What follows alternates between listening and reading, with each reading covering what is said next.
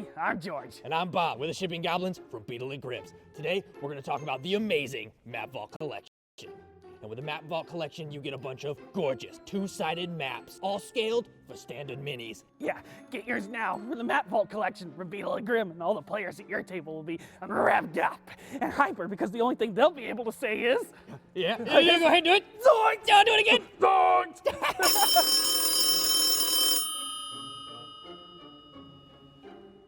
Hello?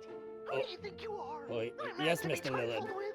You're just some common. Yes, sir. You can't just go off and use my It's your voice thing. like that. I have rights. Completely. We just thought... Wait, Oh, okay. I'm gonna take this right to yes, the sir. Beetle. Hey, Grim. Thank you, sir. What happened? Matthew Lillard watches our show! Zoinks! Double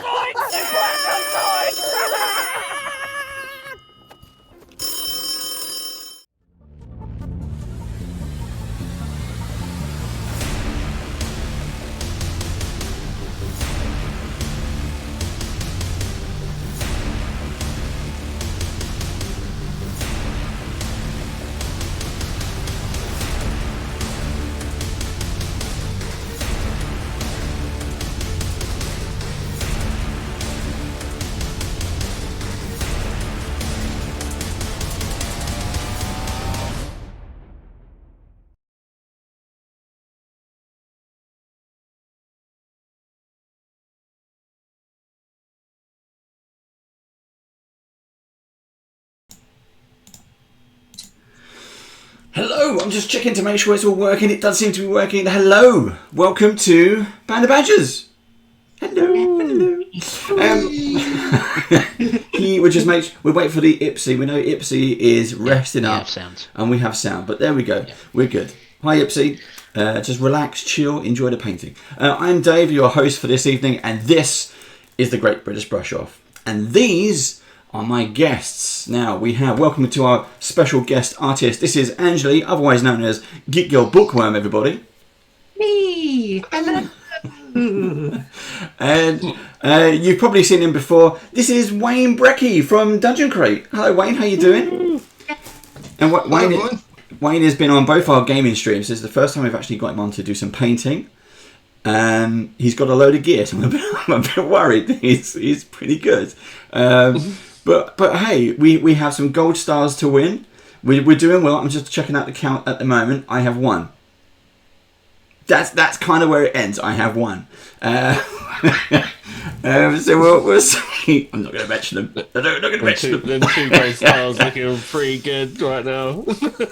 Not going to mention them. Not going to mention them. Ignore. As you know, the situation is we were going to be doing some painting. We are all kind of amateurs here, obviously apart from our professional artist, Angeli. Wayne is going to be somewhere in the middle. He confesses he has not painted in a long time. We'll get to see. However, at the end of this session, Angeli will get to judge us and award award the gold star to who she thinks has done the best. While you, the audience, along with Wayne, get to choose the runner-up. So keep an eye out on what everyone's doing. If you're painting along, please do, and learn some techniques. Share your pictures of us on socials with at RPG Badgers, and we'll share them with the rest of the audience. Now, as always, we have to say a big thank you to Beetle and Grim, not just a sponsor of this particular show, but our entire channel. Thank you to WizKids and VMuse, who have sent us these fantastic minis. Thank you for allowing us to paint them. And thank you to Vallejo, because they make some fantastic paints. Now, in the box not below me, because that would be Steve below me, but in the box below Angeli, that way, or down, the box below, you'll find our other supporters and discounts as well. So these are friends of the Badgers. There are various discounts, all kinds of stuff. There's even one from Wayne, from Dungeon Crate. We can get a discount on the subscription box as well. So do check all those out.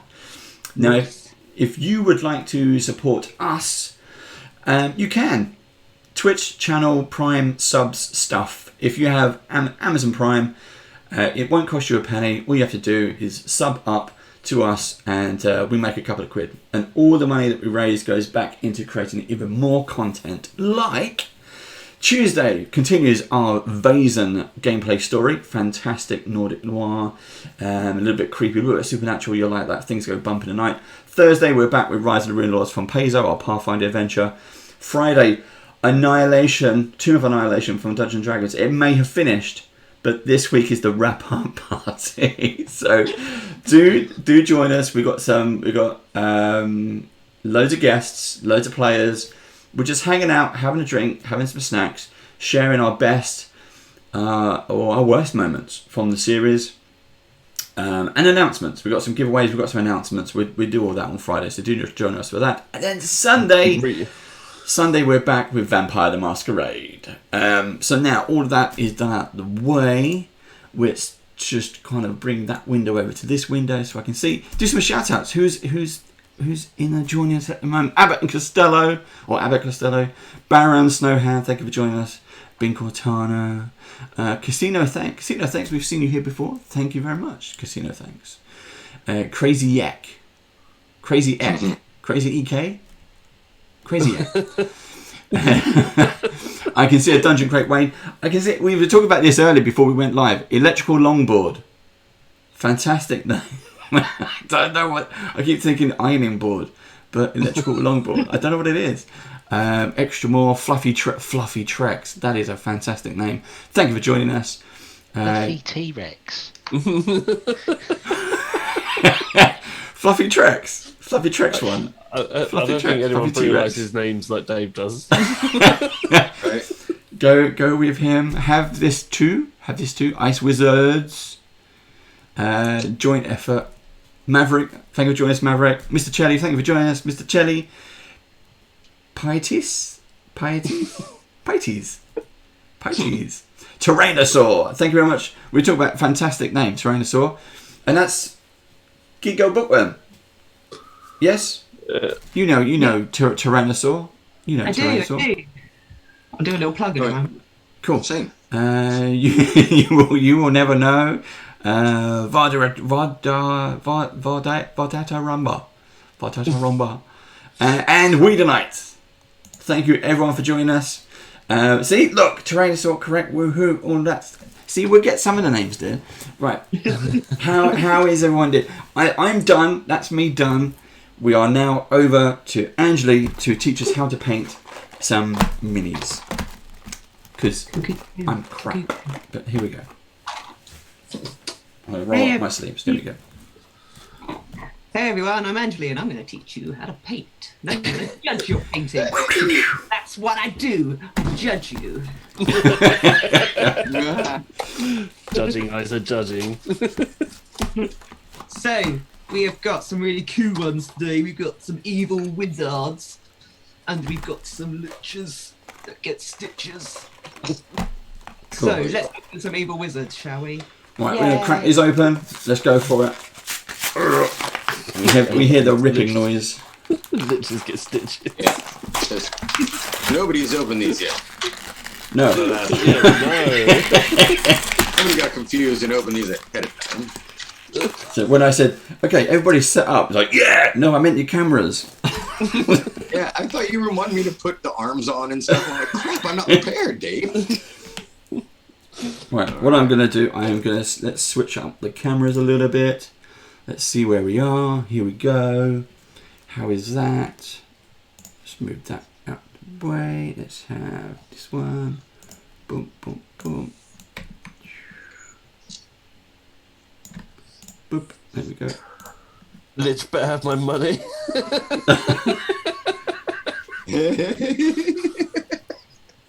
Oh my god. We're starting as we mean to go on. There we go. So this. Oh yeah, totally. Thank you to everyone who did join us last week. We did have some problems with the internet, but I gave it a kick this morning, and it all seems to be working fine. So I hope your internet is working, because my internet was not working, but it's all working fine now. I'm just gonna quickly put some stuff That's on exactly these. what it'll look like when we're done. I gotta find the photo. I posted a photo of my mom took of me when I first got into D&D in like '82, and I'm painting these Granator miniatures with Tester brand model paints, you know, the enamel kind. And just like I have them, and they're all lead, they're all heavy, they're all over the horribly detailed, but yeah. Do you know what year I was born, Wayne? I'm afraid. He probably wasn't even born. 82. Oh, really? Nice. All right. I was 84, so. Oh, us elves live a long time, so it's okay. Yeah. Okay. I have a long lifespan. What year was you born, Wayne? 67. That's cool. Mm-hmm. Are you really mini painting unless you glue your fingers to the mini? There we go. All right. Oh, what's this?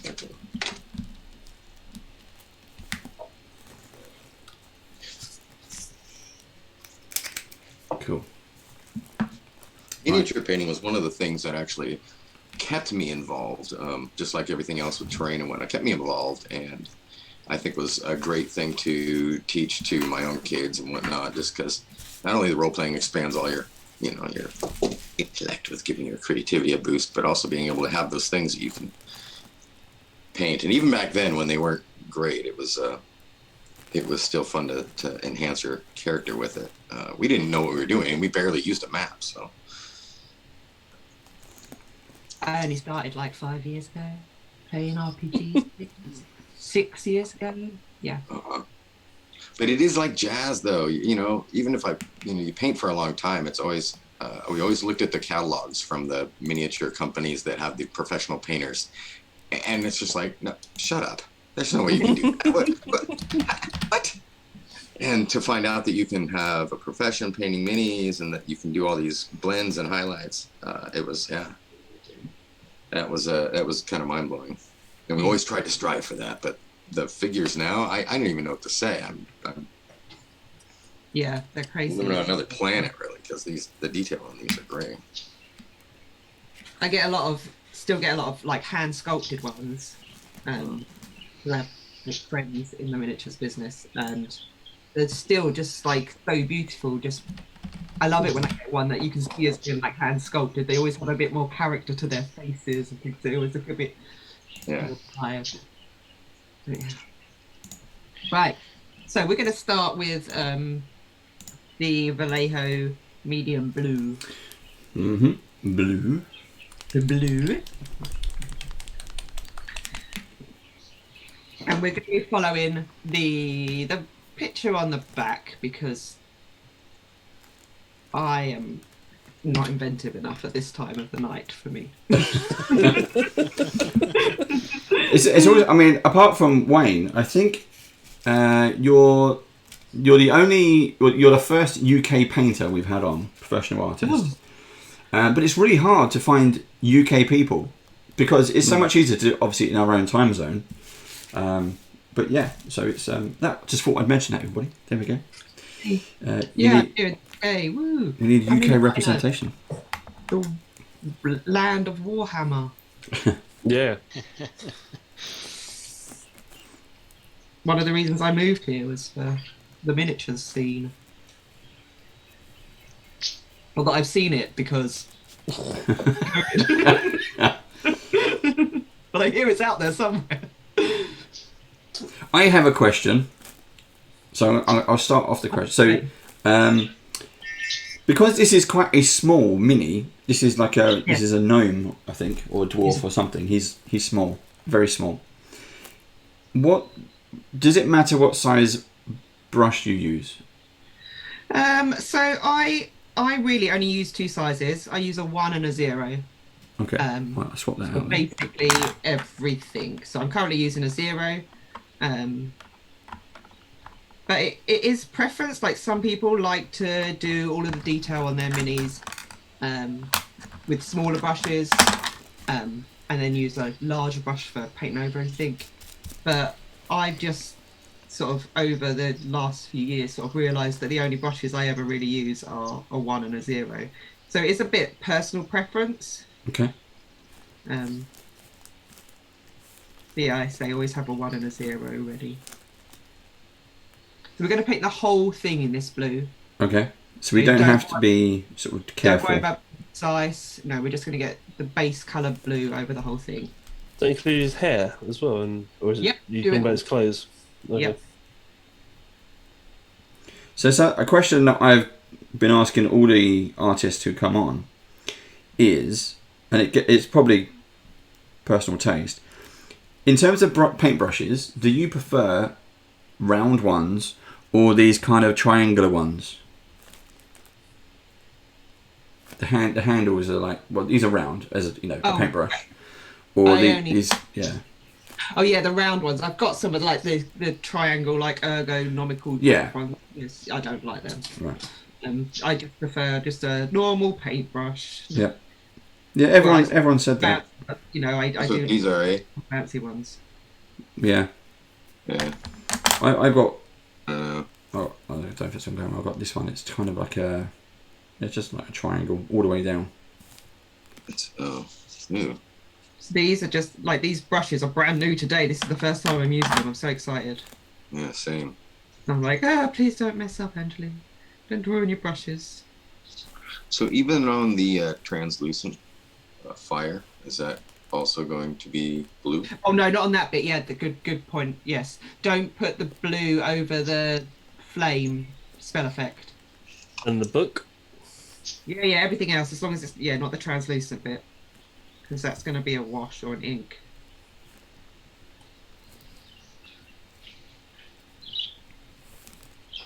Yeah, I really enjoyed them that we did inks. Was it last session? Yeah. The elementals. Yeah, it was. Yeah, they were really good. They're really versatile. I really love inks.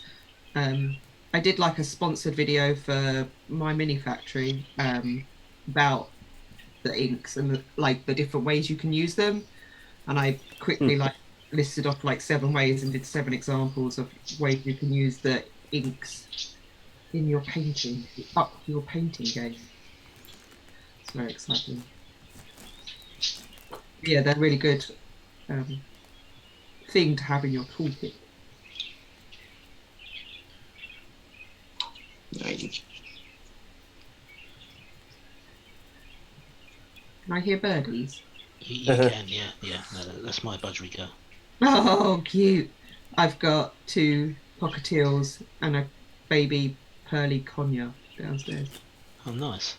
They are adorable, but I can't have them up here because the baby girl will just stick her face in my paint.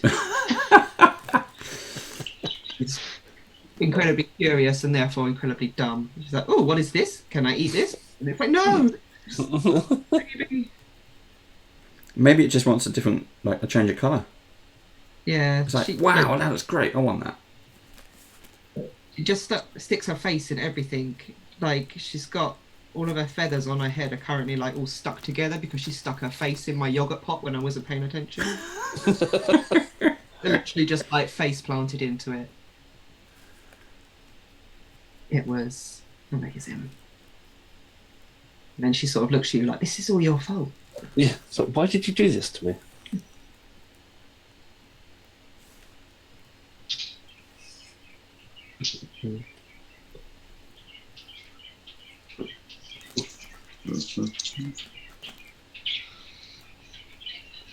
So, Steve, are you ready to recount all of Elias's natural or critical fumbles that have happened to him over the course of his lifetime in Tomb of Annihilation?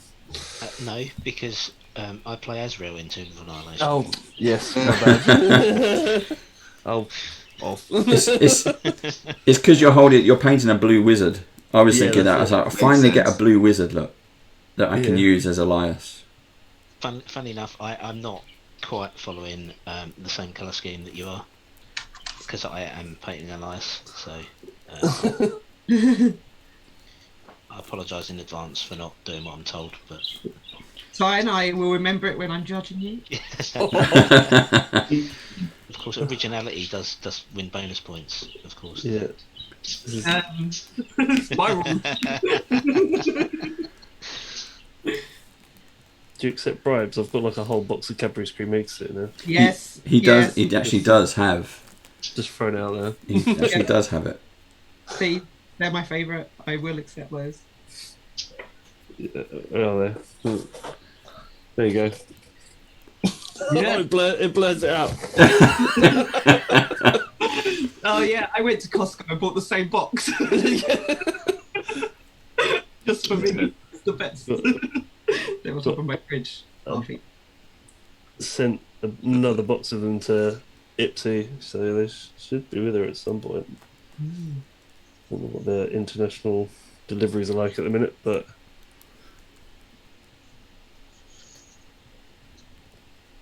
oh.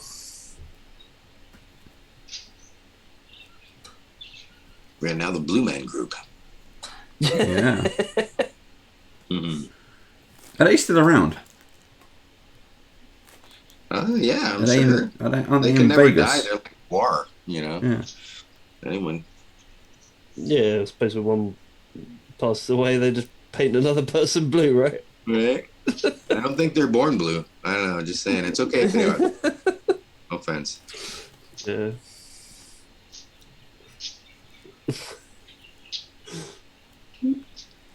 Hmm. And then we literally watch paint dry. The big bit I hate about streaming is like, oh no. Normally at this point I just get my hairdryer out and blow dry it. Yeah. I'm glad I am not the only one that does it. I have a tiny fan, man. I fan everything. It's acrylic, but Yeah. It's like that is how I finish my things. It's like I don't like to wait, but it doesn't make sense to. Welcome to impatient painting. Yeah.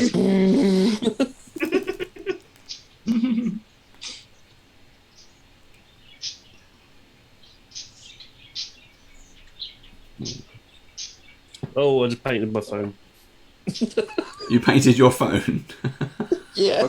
What kind of dry brush do you use on an iPhone? Because I'd like to know. You know, don't use washes. That's bad. Yeah.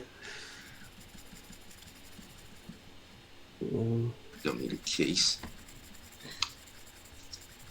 Oh my gosh! I need to get up underneath this. So you said you use a number 1 and number 0. Yes. Okay, okay.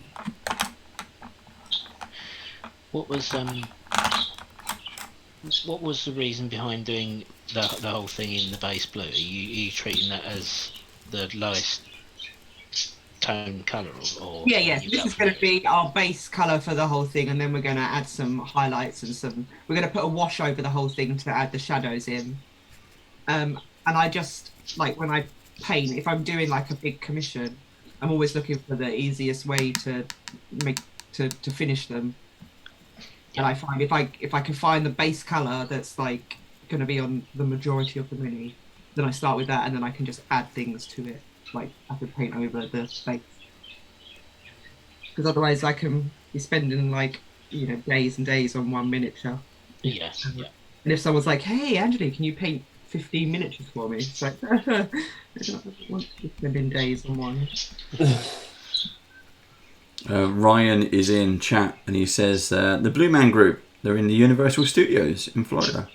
Oh, there you go. They have a residence. There we go. Cool. And Tyrannosaur is asking Wayne if you can show off your painting handle. Or what? Your paint. Your yeah. Oh, what this is? your palette. Oh yeah. Here, dude. Get in there. This is something I made. It's just a finger palette, and now it's permanently stuck. No, here we go. So if you can see it there, it's a little Pringles top that I've hot glued to a little pipe fitting, so that I can adjust it.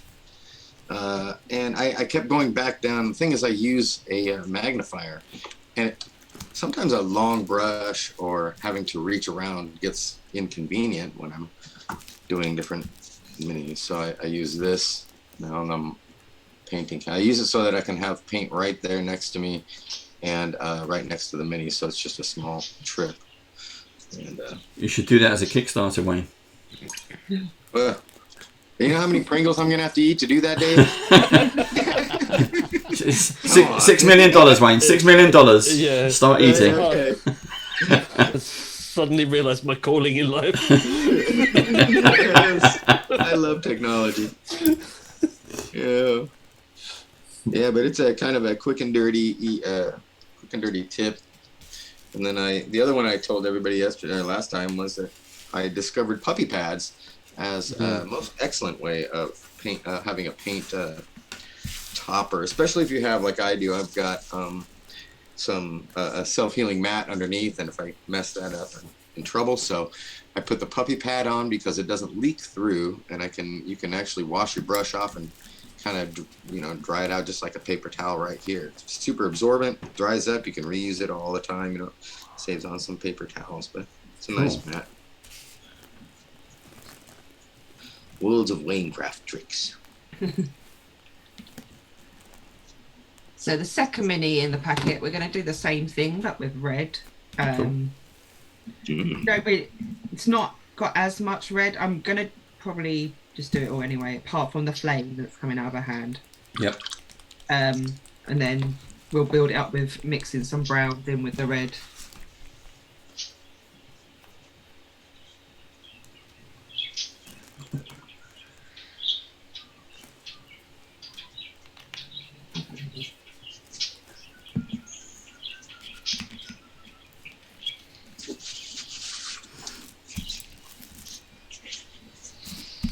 So just the flat red.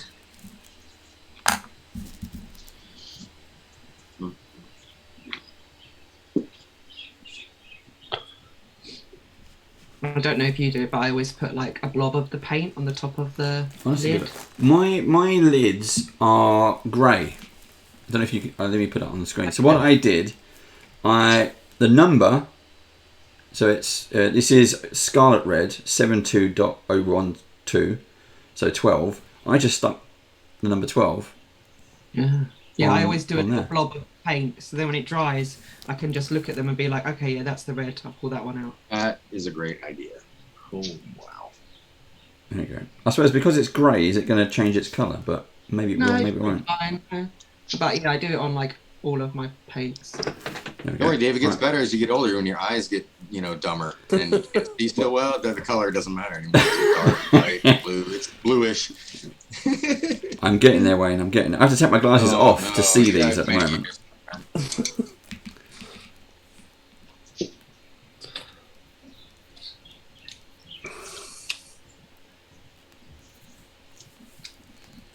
I'm only a few years behind you, Wayne.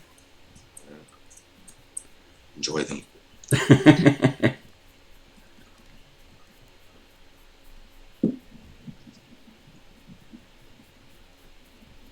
So we had there was a comment in chat earlier about lead minis.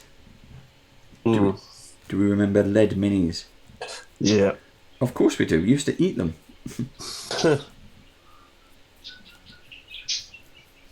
They're horrible to paint. Yep. I like painting metal minis. Probably my favourite. But not the terrible lead of the 80s. I do like metal minis. Is it almost an orange rather than a red? It's a flat red, yeah. So it does have a bit of a yellow tint to it rather than a blue. Yeah, it's a bit. I've gone with scarlet. Yeah, orange fire. The problem is I haven't put them back in any sort of order into this box, so I'm literally like, that looks almost red. What colour is that? Oh, it's red. See, if you did what I did and numbered them, then you can put them back in their slots. Yeah. Well, I just noticed the book.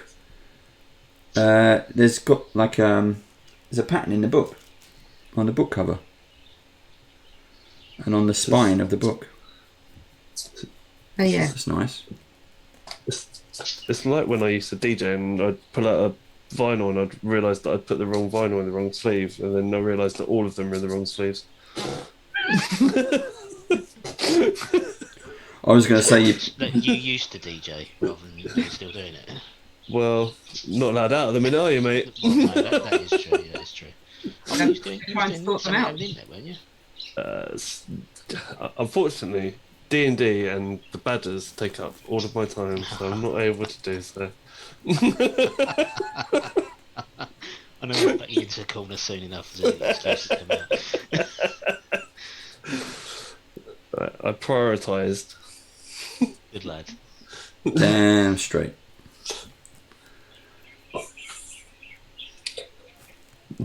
I've got time with all of Dave's demands. I crack that whip. When I say jump, he says how high. Yes, Dungeon Master. Yes, Dungeon Master. May I have another?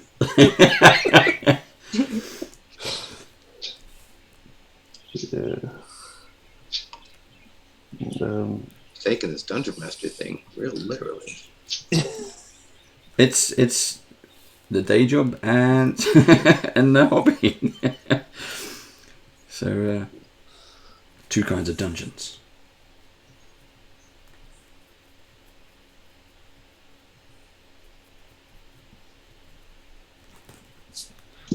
Yep.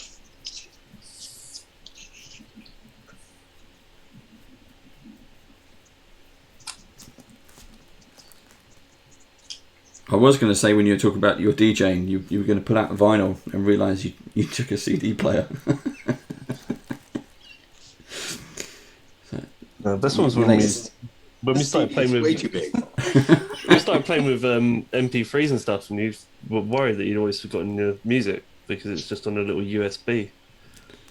It's on your key fob. Yeah.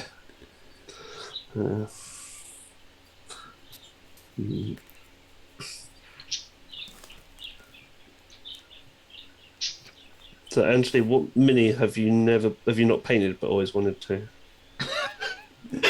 All of the ones in my house right now. Oh, I've got so many. I'm just like looking at them all. They're all judging me. Yeah. Pile of potential. It's a room of potential. It's Yeah. it's, and I got myself a 3D printer, so it's even I've just added to it. 'Cause I've not painted those either, so it's like all of the stuff. There's lots and lots and lots of stuff that I need to paint up, that I want to paint. Do you still print and paint based on commissions? Because you did that for me. Yeah, like Hero Forge stuff. Yeah, I think that was well over a year ago, maybe a couple of years ago. But again, yeah, I've got a better printer now as well, so I can do like resin printing and stuff. So Oh, nice. cool. So anyone listening, if you need your 3D printed, if you need your minis, heroes, 3D printed and painted, and then put in the post. yeah, so if you buy if you buy it as an STL from like Hero Forge or like Eldritch Foundry, I can then slice it, support it, print it, paint it, send it back to you. Nice. Yeah. Lap it up, turn it around, you know. Yep. And the way it works was Angeli asked. So I had a ranger. It was a human ranger, and from Hero Forge, and I told her what the kind of color scheme I wanted. I had some pictures that I sent over as examples from various kind of artwork, and it came back and it had it was based. It had terrain on it, like grass tufts and all kinds of stuff extra. The daggers and the swords all had like these little tiny, minuscule, like gemstones on the hilt. Oh yeah. Look great. So that extra level of detail that I would not have even thought of was there. So do check out the links in live chat just there. Someone's getting bonus points. Let's see how he is. Hey, I have put it in Nightbot. I asked the leading question.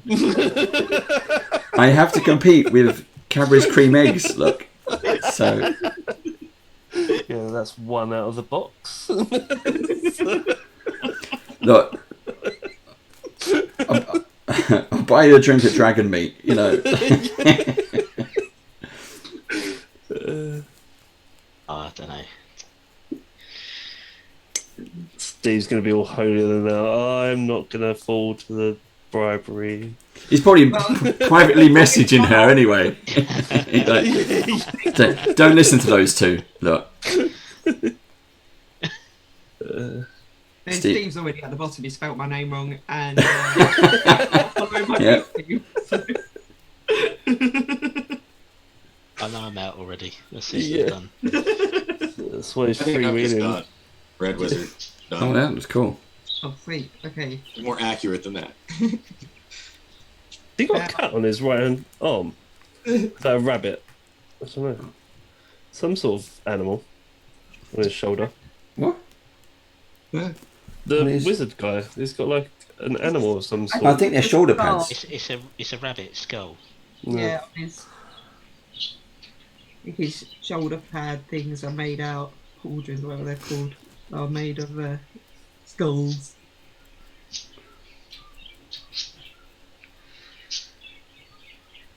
I've been faffing about, I haven't finished mine. Go, go, go, Andrew, go. How's that blue? Is that dried yet? Yeah, I assume so. Seems like it.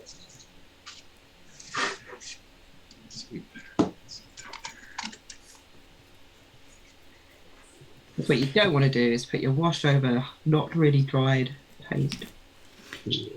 So Angela, you've done commissions for a lot of the big companies, including WizKids. You worked on Rime and Frostmaiden. I did. If anyone was watching the special D&D celebrations live stream thing, when WizKids showed off all of their minutes, I painted a whole load of those up for it. It was very exciting for me.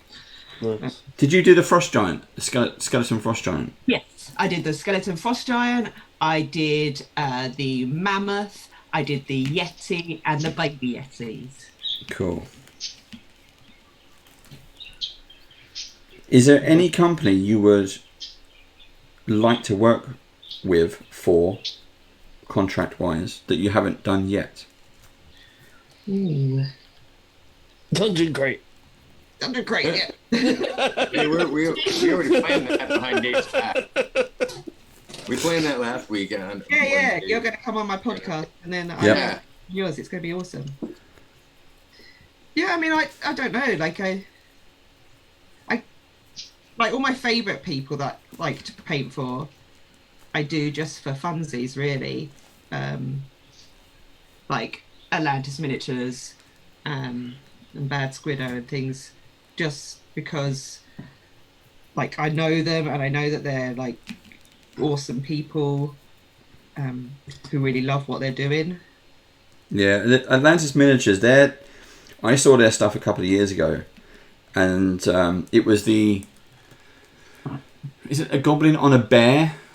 Or an orc on a bear or something? Oh no, it was a dwarf, the Dwarven Bear Rider. They're dwarves, yeah. And it was just like, oh wow, this is a mini? Yeah, Dan is excellent. His sculpting skills are amazing. And he's just a really super nice human as well. Like, I've done some work with him at shows, just helping out. I helped him out with the Fighting Fantasy convention, because he's done all the official miniatures for Death Trap Dungeon and Forest of Doom and stuff. Yeah, beautiful. I mean, I grew up reading those books. I think that was my first role-playing book game kind of thing. Those page turners. You know, my current boss wrote the Sonic the Hedgehog ones. Books for me. He also wrote some of the Fighting Fantasy ones with Steve Jackson and Ian Livingston. When you did the commissions for WizKids, for Rime and Frostmaiden, for example, are they very specific about the colour palette you have to use, or do you get free license on it? Absolutely no free license at all. So they sent over schematics with like what each colour was and what it sort of linked to within the Vallejo range. Right. So, like, you had to follow those colours. There was no allowance for artistic license, unfortunately. But like, I totally get it because they wanted things to look the same way as they do the packaging. Because these were the pre-painted ones, so they had artists paint them, and then they'd be like painted factory-wise, so they wanted them to all look the same. Yeah, yeah. Is that quite frustrating? I mean, obviously it's a massive opportunity to paint for a big company, but is it also quite frustrating that you're not allowed to do it your own way, sort of thing?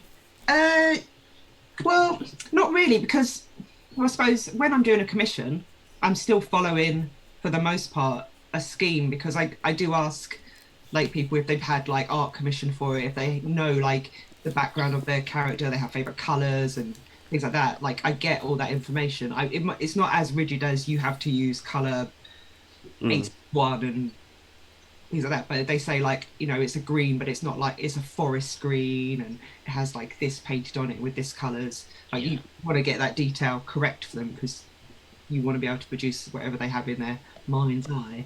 Yeah, yeah. So it's not too different from doing a commission for anyone else. Yeah, yeah. Yeah. I mean, the only time I get really free range is when I paint stuff for myself, which is not as often as I would. No. Yeah, I suppose if you're painting stuff for other people, it kind of cuts into your painting time. Yeah. And you probably also don't want to do it as much if you're doing it for other people. Yeah, it does. It does sort of take away from the hobby a little bit. You know, it's still fun, but I do have to sort of say, right, okay, today I'm going to do something for someone else. Today I'm going to do something for me, and sort of give myself like the opportunity to paint for myself without feeling guilty about it. Like, you know, I'm allowed to have fun with my hobby as well. So, It gets tough when you are turning your hobby into a business of sorts, I think. Yeah. Yeah. You know, and no matter how fun you think it is, you know, that whole adage of you know, it's not work if you're having fun is somewhat true, but also, you know, be a business owner. But it's but it can get you have to be, it's a careful balance you have to do, I think, in order to make it to where you can have a separation between your hobby and the business if it's the same thing. I find that problem a lot in different ways. Oh, and I forgot what red I used.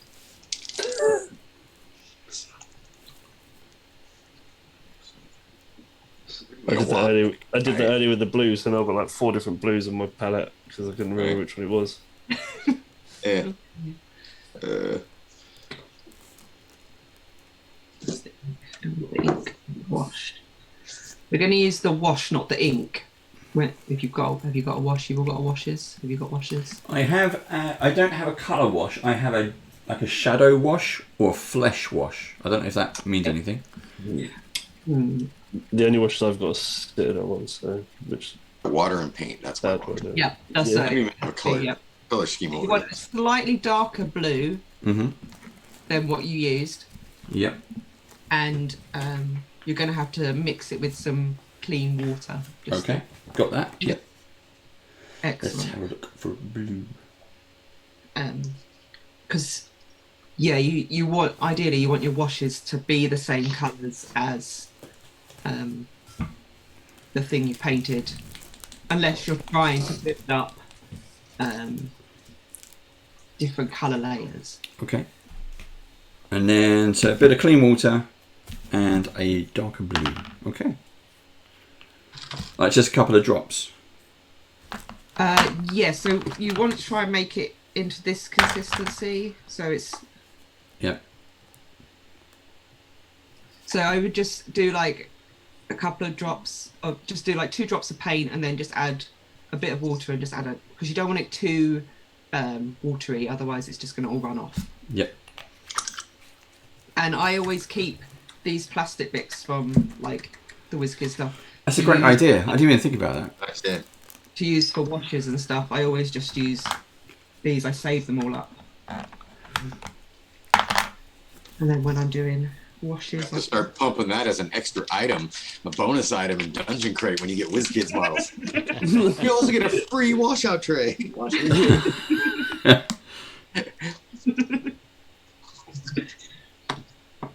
Oh yeah.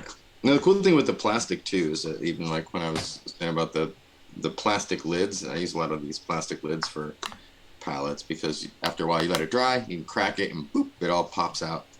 Yeah. And you have a clean tray again, so you can keep reusing. Yeah, I have like these little shot glasses as well that I sometimes use like for paints and stuff, and then you just let it So do dry. I. And it off. Oh, you put paint in yours? Yeah. Okay. Yeah, that's a good idea. That's good too. Is there any Right, put paint? the vodka in.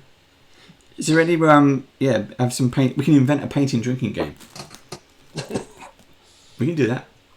We can do that. Every time you miss paint and I take a shot. Yeah. Oh, sad. Because the drunk you get, the worse it's going to be. Right. Oh yeah. That could be a special episode. Yeah. By then it'll be very special. That's when we do my monochrome painting where we use only 2 colors on the entire thing. That's all we need. You know, that's it. But if you look at these now, though, that was the thing I was talking about before. Is I tried a few where we just took it to this point. You did the wash, you got it colored, and then you can take it and you work with one color and do a dry brush just to kind of get used to how it works and whatnot. You don't have to worry. I wouldn't necessarily do it on like these kind of models right away. Do it on those bigger models, but, and they look pretty cool on the table. But I can never bring myself to do more because actually I just kind of like, well, now I want to paint it all, so it's inspiration. Yeah. So we're using the same blue then? A darker blue. You said slightly darker? Yeah, slightly darker, because we're just going to add some shadow into it before we start going over with lighter blues and giving it some highlights. My aim today was to sort of show everyone how to do like a relatively quick paint that looked sort of table ready. So with doing a wash, are you just paint it on and let the water sit where it wants to sit, or do you move it around? Pull too much, so you sort of manipulate it around. Where you want it to go is into like the cracks and crevices of the cape here. Yeah. And if you find that it's pooling, you want to get a dry brush with no paint on it, so just a completely dry brush, and wherever it's pooling, if you just dip the dry brush into it, the dry brush will soak up the excess. Okay, yeah. Then you can just wipe it off and go around the next bit. Because if it pools too much, you're going to get these like horrible, weird, dark bits in it that won't look good when it's dried. He's a dirty, dirty wizard. Yeah. Dirty wizard, you.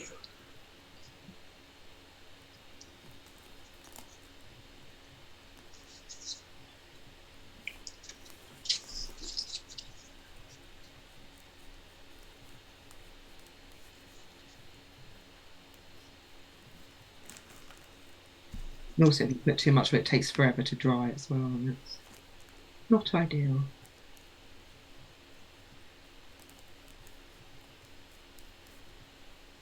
So how did you learn to paint when you started with this? Trial and error, like Just kind of. Yeah, I started playing D&D when 5th edition came out. I'd not played any RPGs before that ever, and then I was the dungeon master because no one wanted to do that bit of it. So I did that bit of it, and then everyone was like, "Oh, we want to, have minis," and no one wanted to paint them. So I was like, "I'll paint them. I'll write the stories. I'll tell the stories. You just turn up every other week then." So yeah, I started and just with like cheap acrylics and whatever minis we could get our hands on, and just like a black wash, and that was just it. And then for Christmas one year, I bought some paints and some washes, coloured washes, and that sort of was the game changer for me when I realised that you could add these sort of shadows in quite easily. And then from there, it's just been testing out new things and trying new techniques and sort of trying to find my style, because there's lots of different painters out there who paint in very different styles. I was going to ask you that. Is that a thing? Yeah, and I think it's really easy for you to get obsessed over someone else's style and be like, oh, I can't paint like that person. Just try to remind yourself that, like, that's fine because you're not that person. Like, you have to be true to your painting style. Like, I don't like edge highlighting, and Warhammer's all about those edge highlights and things, and I'm like, I don't have the time for that. Like, it looks really nice in a photo, but when you look at it, it's just really very obvious deep lines, and I don't like that. I like a soft blend, but I like bright colors, and I'm not afraid of like putting really clashy colors together, and that's my style. So was it fairly organic for you to get into doing it for other people, as far as like where you are now? When you found that you were making it into kind of a business, and now people are wanting me to be here and here and do these things. And I'm very lucky that I sort of built up a good network before I started to do commissions. I'd already sort of built up that network via Twitter and things. Like, I knew people in the business because my day job, I work with board games, so I am part of that world anyway, going to shows and conventions and things and chatting with people and getting to know them. So it was a little bit easier for me because I already had those connections there with people. And give us the scoop. Is there like a miniature painting scene that where all the people in it, and you're like, oh yeah, that guy or this girl, or you have all this big group around the world? Yeah, you do get to, like, when you I would say, if you are interested in miniatures and you want to like get into that community, like, Twitter is the place to be for it. Like, that's the easiest way for people to talk to each other quickly and share their stuff that they're making and stuff. Like, for me, Twitter has been just like the nicest place for. I mean, there's obviously horrible trolls in there. Yeah. Unless you're Dave trying to talk to Wayne from Dungeon Crate, and then I use everything. I use smoke signals. Whatever I need. What's wrong? Sorry, Dave. I love you. But yeah, Twitter is the place to go for that, and also to go to shows, like, not just like the big like Gen Cons and the big UK Games Expos and things like that. You need to like be going to some of the smaller like miniatures themed ones. So like in the UK, there's like Hammerhead and Salute and things, and they are they're designed for wargamers and for miniatures, smaller companies, and that's how you want to sort of get into it. I started going to them and just talking to like Dan from Atlantis Miniatures. I just walked up to his stand and was just like, I really love your stuff, it's really awesome. So, you, let me paint that. Yeah, that's basically what it was. He was like, here, have this one to take home, paint it, show it off on social media. And like Annie from Bad Squiddo Games is the same. Annie's a bit different because Annie's office is at the bottom of my road, so I go to see her a lot. But like, she sends me minis, and then when I buy minis, she always throws in extra ones as well. Cool. That's how I've made a lot of my contacts, is just going and talking to people and being like enthusiastic about the thing that they've made. Like, you have to remember, like, with these smaller companies, that the person standing there selling it is also the person that sculpted it and designed it and brought that thing into life. So by going there and showing your enthusiasm for their stuff, like, that's like the best thing ever for them. Yeah, because it's like walking up on an artist. So that's the thing when you talk about sculpting nowadays. I know there's a lot of new players and a lot of people that are getting into minis now, but we're looking at like how these minis were made. I don't think they were. I mean, I'm wondering about how old minis were made. Did they sculpt them actual size and then molded them? But now the technology, the reason why we can get this level of detail is because the sculptors are actually working on a digital medium, right? Yeah. But like, not all of them do. Like, so Dan, who I was showing those minis earlier, he does digital 3D sculpting. to get his stuff, which is then sent to a company who then print it out in resin and then make the molds. Yeah. But Annie, her stuff for Basquiat Games, she does a lot of more historical wargaming. Her stuff is all still hand sculpted, so she has multiple sculptors who, you know, sculpt them at this big. Oh my gosh, yeah. So that's like a sends them to the company, they make the molds, and then they make them in metal or in resin, whichever she's after. yeah. But I mean, you know, and you can't even fault any of them because sculpting digitally is just as hard, I think, and sculpting by hand. But the level of detail that you can get is definitely way beyond. So yeah, I definitely say, like, if anyone wants to like get into the miniature scene, like, and make some connections, like, that's where you need to go. You need to go to these smaller things, and you need to be talking to those people. Like I know that Annie and Ben from Cerberus Studios and Dan from Atlantis Miniatures all use the same caster, who I'm also friends with now as well through them. And so I get to see like the miniature process in that side of things, just because it's really interesting. Like, I get to learn what they do at that end to get it back to the various companies. And how do they make the Hero Forge metal minis? That's the ones I got. I can't bring myself to paint those. Because I'm not that good. I'm like, oh, they're so good. But now I'm like, I look at these WizKids and they're like, they're almost even better, more detailed. But I love the metal feature. It's nostalgic. But how do they actually make those? They're not cast, right? I'm sure some people. I don't know with Hero Forge. They might 3D print them and then cast them, but that just seems like a lot of energy for one thing. Yeah. I have no idea how they do them. Well, if you in the audience know, please enlighten me, because I'm sure there's a ton of people out there that actually use the internet to find out these questions. But Wayne is busy right now. Well, I am busy. Yeah, minions, do my work. Yes. Dungeoneers, assemble. You mentioned Angela. You mentioned Cerberus. Cerberus, we met at Dragon Meet pre-COVID. Yeah, and that I was amazed. He had that like the Wizard's Tower thing. I've got it. Go. And it was amazing. The beautiful I sculpts. Me and Steve both ended up buying a load, which I still haven't painted them yet. Yeah, I think we need to have do something where we paint those, because absolutely beautiful sculpts, and I'd never seen that detail before. Just beautiful. Yeah, but it's got like this like look at that. Wow. And like little doors in here. So like sometimes when I'm doing like a photo shoot with my minis, I'll put them in here so that it's a bit more interesting. And then the base at the bottom is actual rocks that I stole from next door neighbour's garden. How do you make that stone effect? Well, they're stones. But I'm actually it's actual stone. I'm talking to Ben on Wednesday on my live show and podcast. We're going to be talking about Cerberus Studios and his love of toy photography. Cool. Tell him hi for me. I shall. I mean, I don't know him, but tell him hi for me. I will. He's lovely. He's like this. He's just this really cool guy who you wouldn't like put in with all of us nerds.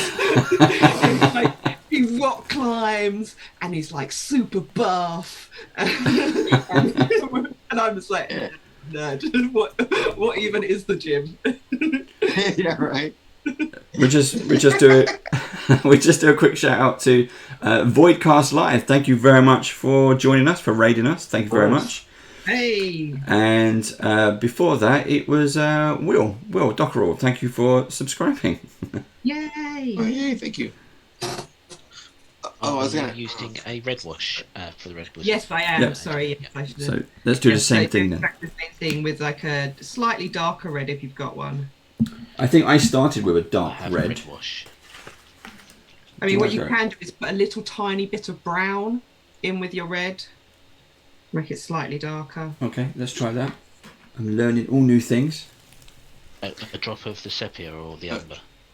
So you talked about Cerberus, right? Oh, sorry. Go ahead. Yes, Cerebrus. Yes. Yeah, that one. Cerberus. Sculpts. Does anyone remember the comic book of that? Yes. Service the Barbarian. I owned a comic shop for 20 years. Oh, I definitely. Now you know who that is? Yeah. The respect level in my eyes, Dave. Now I know. It's just like you got these heartbeats going ba-dum, ba-dum, ba-dum, ba-dum. yeah. I have a mini of that. I don't know where I got it. I wish people would know. Maybe it was Ralph Partha or something back in the day. Yeah. They actually have a miniature of Cerebus the Aardvark Barbarian. Sir Skankalot. Is that someone I know? Sir Skankalot, thank you for joining. And MQuake84. Hello. So, like Cerebus, is there any character that you would like, a favorite character that you would like to see in a mini? I would like to see like Tick, and maybe like a favorite. I don't know, even pop culture miniature that you would like to see, like that. I want to see. See more women who aren't like in a weird sexy pose with their skin tight clothes on. Yeah, they have actual armor that is functional. Yeah, I'd like to see some superheroes. Like I'd love to have like Domino as like a mini, but just like looking really cool and normal badass instead of just like boobs and butt. That would be awesome. That would be really good. I would enjoy that a lot. I think I was thinking of the cast from Predator. I want to see that kind of, because Alien RPG is really popular at the moment, and they've done playtest on that. Should Her name's in the book. Her name is in the book. Look up Cat Chan Jungle Fighters, Dave, if you want Predator. Oh really? Have they already done them? Is it the actual cast? No, it's GW's. They're like a jungle army. Oh, okay. But they're all like someone's done modifications to make them into the. Oh, to make them into the Predator actors. Yeah. Yeah, I think that'd be cool. My buddy does some that are like the Star Wars. Like he does these. He loves muscle men. You remember Muscle? MUSC. The muscle men that are kind of the flesh-colored rubber toys, and he does muscle men versions of the Star Trek characters, and prints those out as well, which would be hugely fun to paint. Their proportions are all weird though, like muscle men. I think I need a bit more brown in that one. Let's have some brown. So, the people who just raided us, hello raiders. John has just said raiding you to see who you are. We are Band of Badgers. If you have any specific questions, do let us know. We will be happy to ask them. No live badgers were hurt in this broadcast. Exactamundo. Well, not yet. Not yet. Right. Only because they're painting without swords. Baron Snowhands. I agree. Sergeant Ripper Jackson is an amazing female miniature. She is freaking awesome. And I have her somewhere in my little pile of to be painted at some time soon. She is, but I don't like the facial pose personally. But that's a personal. I don't know where she is. She's in this pile of shame here. Pile of shame, yes. I definitely remember painting, building her. I've lost her. She's somewhere. Poor Sergeant Ripper. Some very kind soul on Twitter sent me that. That was very kind of them. I do like when people send me minis. Hint, hint, send me minis. Send me minis, hashtag. Do it now. I can't even believe you're asking for minis. I know. You've seen your floor. No, you have not. For months. You don't get any more minis until you've finished all the ones you've got at the moment. Oh, you're so mean. You need a pegboard and you need to hang those up. You should organize your room, young lady. You give us more minis.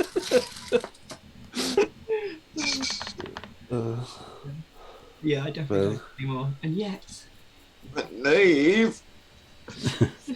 So, me. They invite me on, and then so Jasper, if you have any questions, let us know in chat. We'll be happy to. If you're curious about badgers, who we are, what we do, you can also check out our YouTube channel because we need subscribers, please. We need followers and everything else. But yeah, check us out. check out my YouTube channel. Yeah. And then my YouTube channel. Yeah, I'm Spartacus. You want to let them know that we mainly run D&D, Pathfinder, Vampire, Phazon, etc. We will do any RPG you want us to do. Yeah, we. Playing on a Starfinder one coming up here soon. Who's running that? Steve. Steve, yes. I should probably read up on that. I'm running Starfinder beginning in May. Well, if you're surprised that I'm on it, that's Dave's fault. It's in my calendar. I I'm think. really surprised. I was going to say, Wayne, if you're surprised you're not on it, it's my fault. No, I'm equally surprised that I'm just barging in. I've been hanging out in the waiting room for like 5 hours. So drunk now. Maybe it's a time difference. I don't know. I will send you the because me and Steve sat down was it yesterday and just worked out the dates. It was I don't know what day it was. You can't go too far away. Can't go too far away. So we've worked out the dates now, so we'll get you booked in, Wayne. If you want to do some sci-fi. Anyway, I had the core book. I've been dying to play it. Yeah. Cool. So I apparently don't do any painting or gaming unless it's with you guys now. Thanks. Well, It's like it's why you need the badges in your life. There we go. yeah. We'll help you get You got me reconnected. through COVID. I owe you guys a lot. Got me through a lot of things. Oh my gosh. So once the blue washes dry, we're going to start putting some highlights onto the blue. Okay. And we're going to do that by adding some white into the blue that you used for the base colour. Just, you don't want it too much lighter.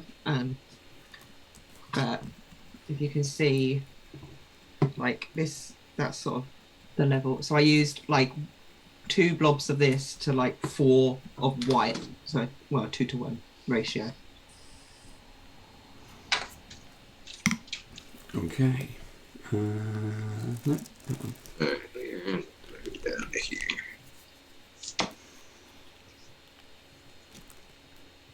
Using a very, very thin brush to pick out the highest points on the sculpts, is that right? Yes, so I'm using my 0. Yeah. Yeah, it's got nice. I don't want to put too much paint on, but just like, you know, for the tip here. But you want it quite loaded, but don't overfill the brush. Do you know a comic called Die? Dave, or anyone? Someone said, I'd love to see the characters of the comic Die as miniatures. Ash specifically would make an amazing mini, I think. No. Is it a British comic or American comic, European comic? I said Ash.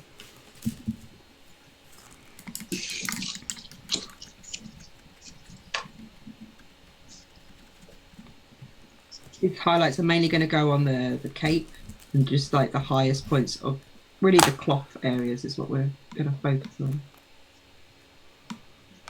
We're going to build them up a little bit. Anybody watch Journey Quest? No. Never even heard of it. Oh, it's a wonderful. It's very D&D, but it's kind of a a studio production, lower studio production, and they actually made characters of themselves, which is out of minis. And I've met them at Gen Con. Nerded out like a rookie, but because it's so good. If anybody's out there and you haven't watched it, you kind of wonder, when you first watch it, like, oh, they're just getting started. They funded it from Kickstarter, and it's got, oh gosh, what's his bucket? Who was in Cabin in the Woods? He was the stoner in Cabin in the Woods. Oh yeah. Yeah. And it's just a wonderful take on how they do bars, but you know, they're orcs and they have language and it's funny. It's a basically a D&D adventure, but it's called Journey Quest. Go check it out because it's. And then they made characters of themselves, and that was pretty fun. Have you ever thought about making a character of your character, like just like of yourself? Yeah, I do it all the time. Yeah. I go to Hero Forge and I literally have a whole list that are just called like Angeli Minis. Yeah. Different avatars of me in different scenarios, like, you know, like this is sci-fi Angeli, this is Necromunda Angeli, this is fantasy. Well, I wonder, like you as a person, I always wanted to do like a Walking Dead RPG where we come up with our character sheet as us, as our own people. Like, what really is your intelligence and what really is your wisdom and your strength? You're real honest. Am I going to survive or not? Definitely. A mate of mine did a Christmas one shot for us where we played ourselves, and you had to, and you literally had to work out like what your strengths and flaws were based on just you as a person. And everybody what your should do general that. stats be. Yeah. I think everybody should do that. Yeah. It's a good exercise. Yeah, that was. I haven't done it, but I cheat, so it doesn't matter. But you know. Shout outs to my mate Andy, who's a fellow DM of ours. Yeah, I would definitely die in a zombie apocalypse. Oh. I have faith in you. I feel like most people in the UK would though, because we don't have like guns and things. I know. We got cricket bats. Woefully unprepared, but cricket bats, man. That's already proven in one movie that is very effective. Yeah, it's canon. I don't use sports. Like, I could just throw all of my minis at them. Like, I don't have it. Distract them. They're like, oh, cool. That's really well done. I know. I like your entire thing. Oh gosh, I think I've highlight dry brushed this thing. That's a rookie move. Oh my gosh.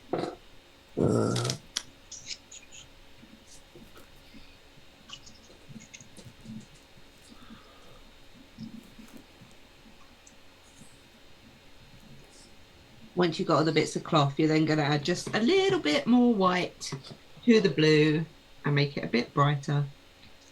Another dot. So this is kind of strange doing the highlights with just one color. And so you did kind of a we did just a base coat dark wash, and it did, if you look at the cloak, man, just really did the trick right away. And now we're doing a dry brush, like just highlights right away. That's my favorite part, which is why I'm so excited. Because I always seem to rush my minis because I want to get to the highlight part where I can dry brush and like make everything pop. Yeah, I like layering. It's one of my favorite.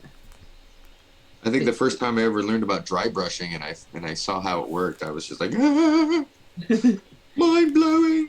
Yeah, color or wash with a cheeky dry brush. Done. Oh. Yeah, because like you said, I think all of us start with you do the standard black wash at the end for the chainmail because then it looks real. Yes, my 15-year-old self was like, hell yeah, I'm awesome. I could get a job doing this. Yeah, I still haven't mastered non-metallic metals. Like, I'm getting better every time I try it, but it's still a work in progress. All right, let me see if I can show this up close.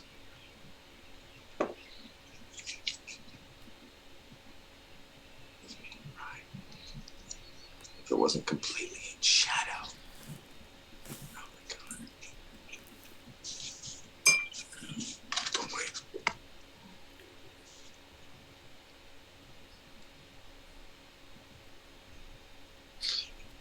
How about that? Oh yeah. Good, Is that too light or is that too dark? No, that's fine.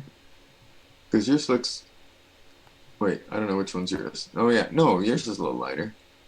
Yeah, so I'm just adding like a second, just slightly, ever so lightly layer on to the very highest point.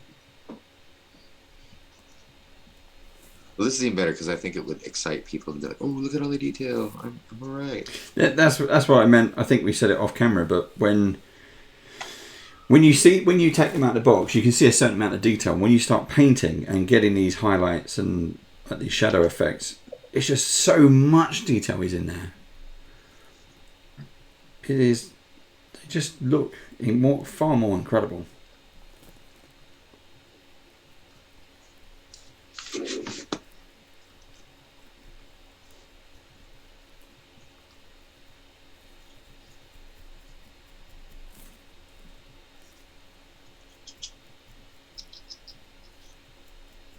I'm just amazed you get people to watch us. Yeah. Ooh, baby. Although I think I could probably zen out to this.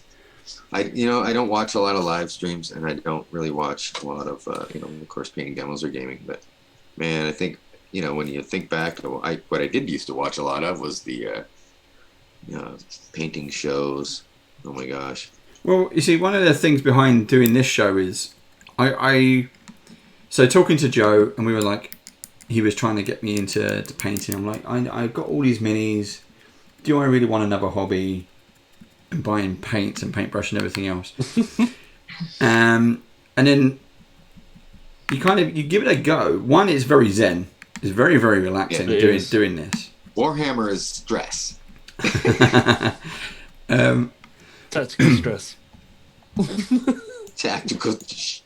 It's just I did throw those out the window.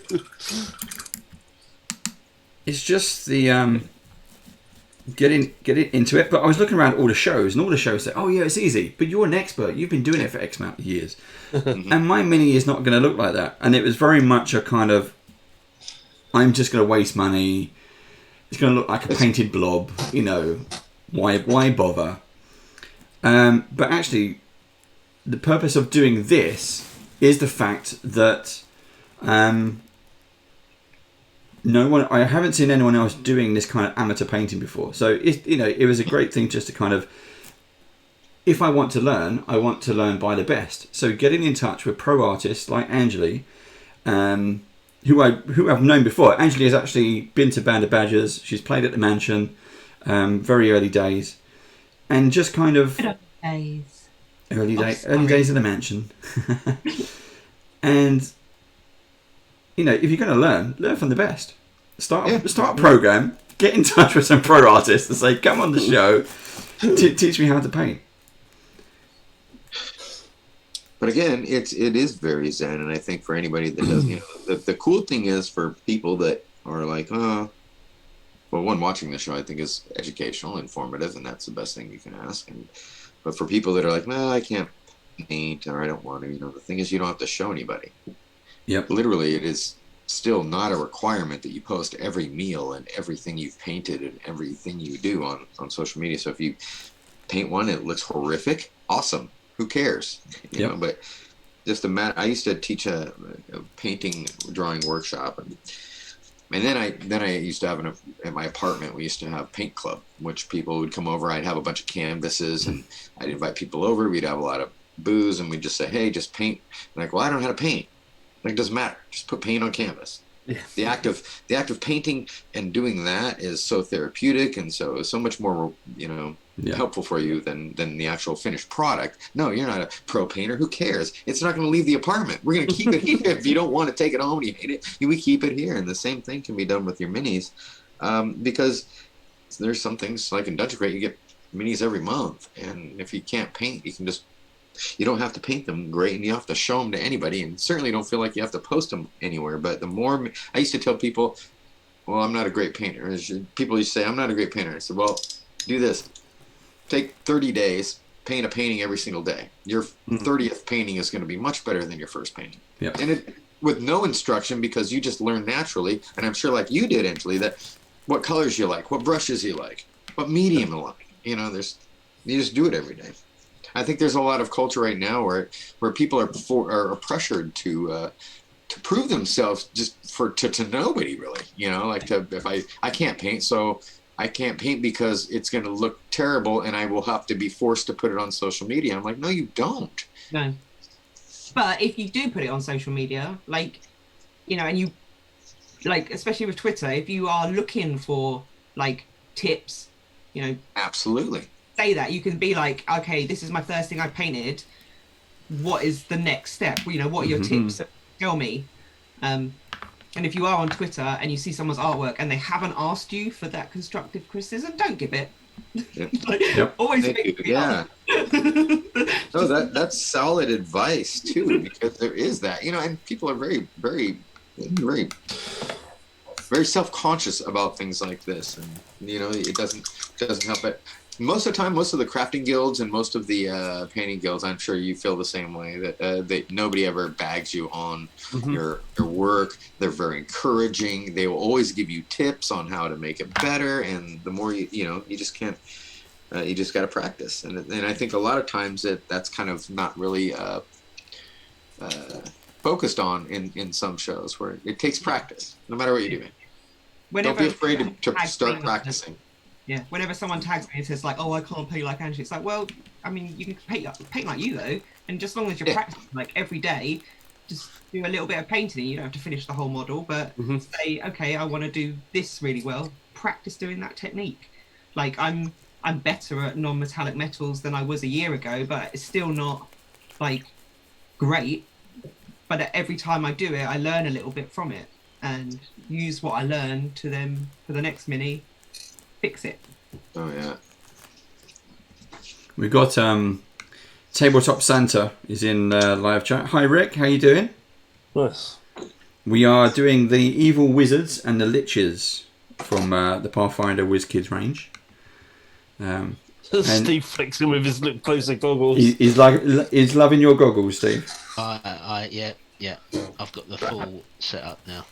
I'm moving on to the skin now. I'm going to use this cork brown, which is a very light brown colour for this skin.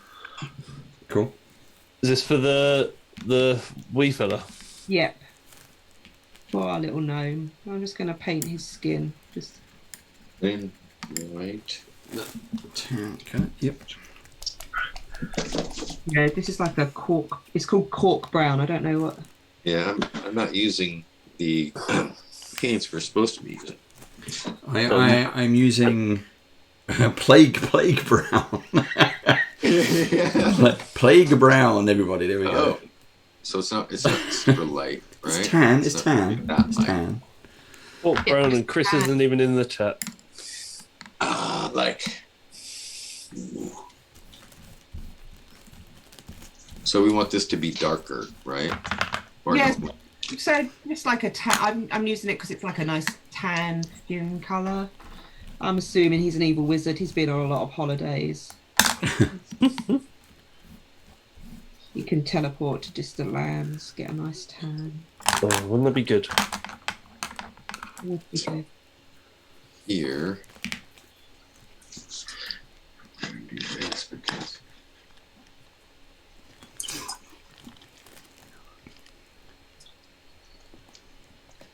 Cheers, Rick. Thank you very much for joining us. Yeah. It's good to see you. Rick was just on. Wanted to say hi. Hello. I've got to grab some more water. This is perfectly dirty. I think my brush has split or something. It's gone.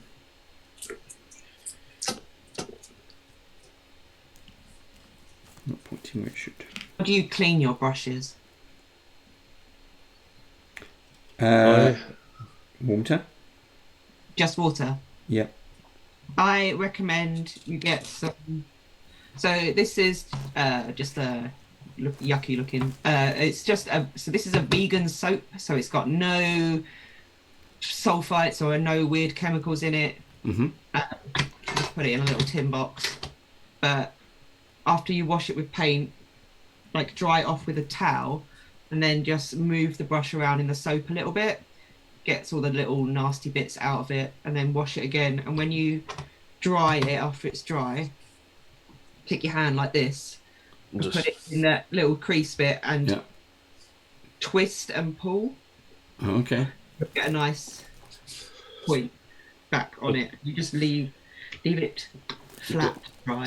Basically the same sort of stuff, but it's Yeah, brush cleaner. The master's brush cleaner. yeah.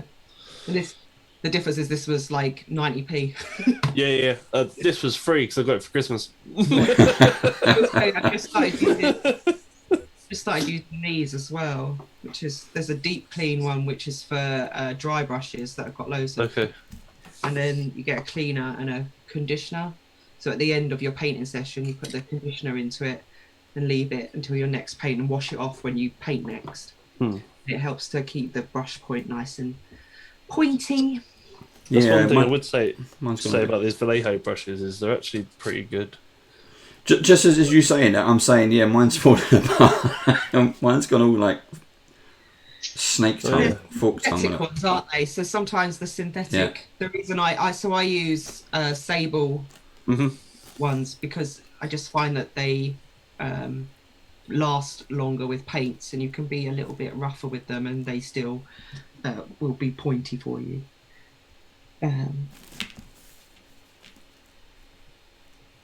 Yeah, I prefer natural bristles, but like I do have some synthetic ones for when I'm doing like terrain or I'm doing like large areas of paint. I use synthetic, and I only use Citadel dry brushes. They're like my favourites.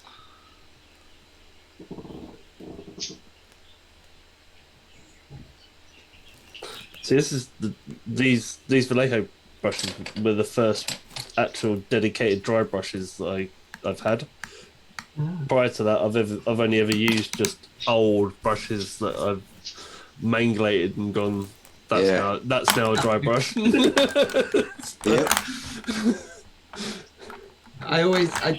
The Citadel ones to me are like my favourite.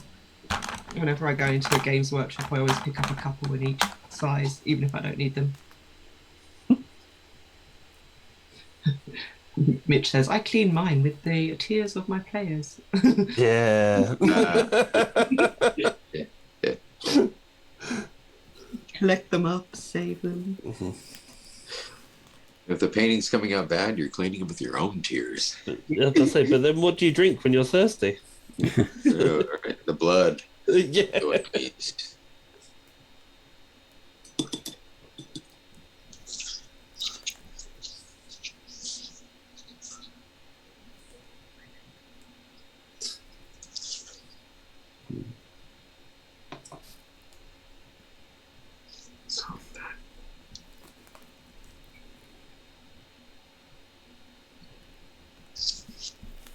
Great. My wizard now officially has a flipper. My wizard's wearing mittens, just FYI.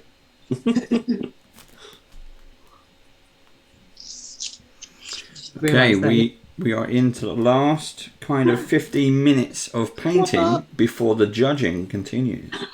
WTF? Okay. Judging. Is that a Judge gonna gauntlet? never get invited on again. Of course you will. Oh my gosh, those are gauntlets. Are those gauntlets? See, I thought they were, but then on the picture on the back page, he's got his skin. He's got flesh-coloured hands. He's got fingers.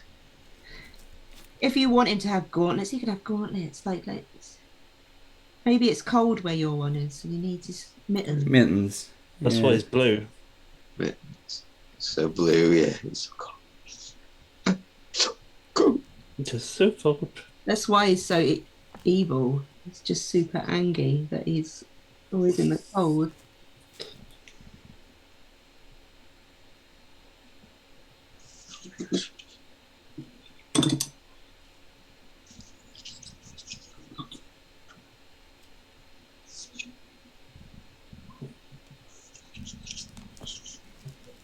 He's got a little green goatee.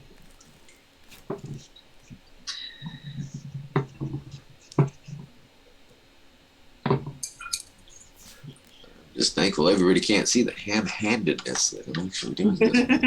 I may as well be using a toothbrush, but hey. Oh. You can't see.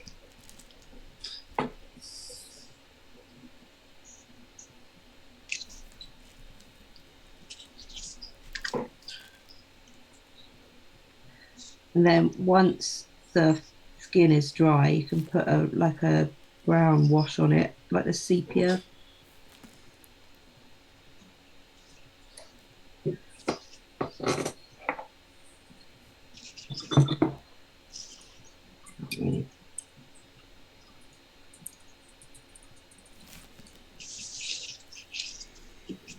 Just a little bit like a Oompa Loompa. I was just thinking that, yeah. It's got like his little green beard and his slightly orange face. Yeah. Like he was drunk and was trying to put on his party makeup. We're still going to the club. I don't care. Oh. Oh dear. Oh dear. Poor little Oompa Loompa. I think I'm going to do like a red flame for him rather than a blue one. Feels like... So tell me, Orange. so they have the different things in translucent acrylic. What is the purpose of that if we paint over it? I know people have asked. So we're not going to use a paint. We're going to use an ink for that. You There. are. Wayne. Wash, or you can use a wash. So the idea is that we're using something that has a low pigment colour so that it still looks translucent. Okay. So you can use ink or washes over it and it will still look quite clear. And then you can do just a cheeky little dry brush on the ends to make it sort of stand out and get the effect part of it. So that's like when you were showing us before, when you did your book, when you showed your dungeon tiles and you had one that was lit up. Is that kind of the purpose? So you can light them up, but also it does still, have the translucent, because a lot of models that are completely like that. So, if it's a spirit or specter. So the ones that I showed you earlier, that was I just used an effect called OSL for over object source lighting to make it appear brighter than it was. But yeah, the idea of the fact that it's clear is that you can use a more watered down paint to paint it. But if you're going to try and do it with a miniature that's like a full color resin, you do need to make it very, very white first, and then build up a bright color on it. Wayne, if you check out Band of Badgers, youtube.com/Band of Badgers, and check out episode 4. We were doing exactly that. We were painting with inks for the very first time with translucent plastics, and they looked amazing. Yeah, I really like them. So I'm going to do the same thing. I'm also going to do red, because then contrasting is the blue. Stand out better. There you go, Wayne. No, that's the one that I did on the translucent ones last time. Oh yeah, that's cool. But you can't use like India ink kind of colors, right? I have drawing inks. Yeah, you can use drawing inks, like these type of. Yeah. Yeah. Liquitex drawing inks. Yeah, you can use those. I have those then. Oh, cool.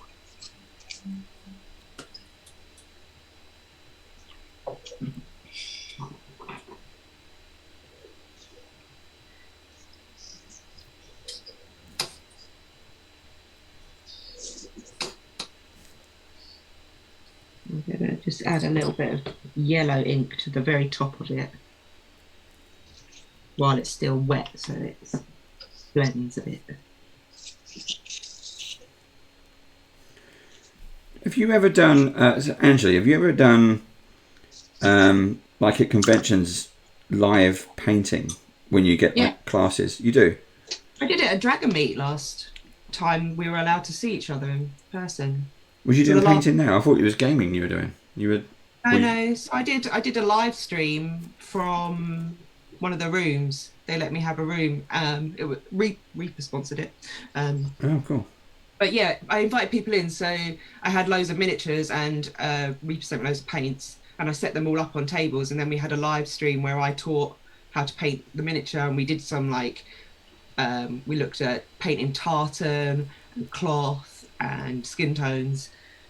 It was really good fun. Like people could just like come in and out, so you could come in for an hour and paint for a little bit if you wanted to, and then leave, or you could stay for like it was like a 3-hour stream. Someone's put Last Dragon Meet was 2 years ago now. Yep. Yep. That's when we were there. I was horribly hungover in the last Dragon Meet. Me and Dan and Alice Miniatures got horribly drunk at the bar the night before and went to bed at like 3 a.m. and then Dan had to get up at 6 to put his stand together, and he kept calling me going, "You said you'd help me." No. Things promised the night before don't always come true. Yeah, I didn't walk down until like 10 and he was just like, "You look rough." I was like, "Yeah, I feel rough." I'd just like to go sleep for a little bit, please. That was when we saw you at the bar, weren't it? I remember that. You had your top hat on. Yes. Oh, Fifi the Mimic. Yeah, someone made me that for the Wizard of the Coast stream that I did the DMing for. Right. They made me because we had a pet mimic, made me a hat that was also a mimic. Her name was Fifi. That was the best. I'm a very yes DM. People say, "Hey, Ansley, can I tame that mimic and make it my pet?" I'm like, "Sure, give it a go." So we had a pet mimic, a pet giant sentient crab called Senior Snips. He makes great tacos. And what else did we have? Oh, they tried to tame a centaur, and then I had to explain to him that it wasn't an animal. They couldn't tame it because The human head is at the top. They couldn't tame it because it was wildly inappropriate. Inappropriate. a little bit like slavery rather than taming. Excuse me. I think if I spent a lot of money at Dragon Meet. However, if I had known that the year of COVID was coming, I would have spent a lot more. Yeah. Because I miss it. Get it again. You going to UK's Expo? Dragon Meat always turns into drunk meat. Dragon Meet, I think if everyone, because obviously we don't know what's going to happen, but everyone's got their jabs and stuff like that by that point. That's all cool. It's not till December. Gamescom or Games Expo in Birmingham. Again, just depends on when. It is the last weekend in July into the 1st of August. As long as everyone's got jabs and things, I think that's the way that the UK are going. They've got like 5 different plans for like what they can do for social distancing and things like that. There'll be some gaming. It won't be as much. It will be a much smaller event, mainly because the Hilton Hotel, which is where they have all the RPGs and all the late night gaming, is currently closed for refurbishment because they can't have anyone play there. That's annoying. So yeah, that's a little bit annoying. Yeah, I've never been to any sort of convention, so I love Really?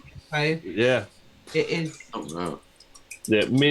I think me, Dave, and Steve were going to go to one last year or the year That was before. That was Games Expo in Birmingham. Yeah, and didn't end up going, I think, or it cancelled. I can't remember off the top of my head. Yeah, last year's one was online because of COVID, but the years before was on. But it's one of my favourites. Like as a big game one, like I really enjoy it.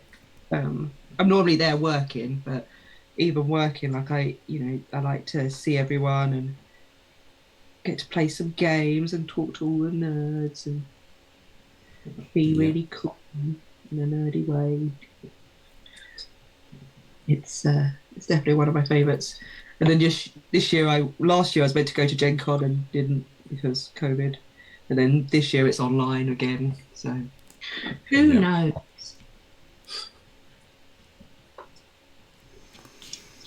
We are due a big convention party. There's going to be it's just going to be tons and tons of hangovers.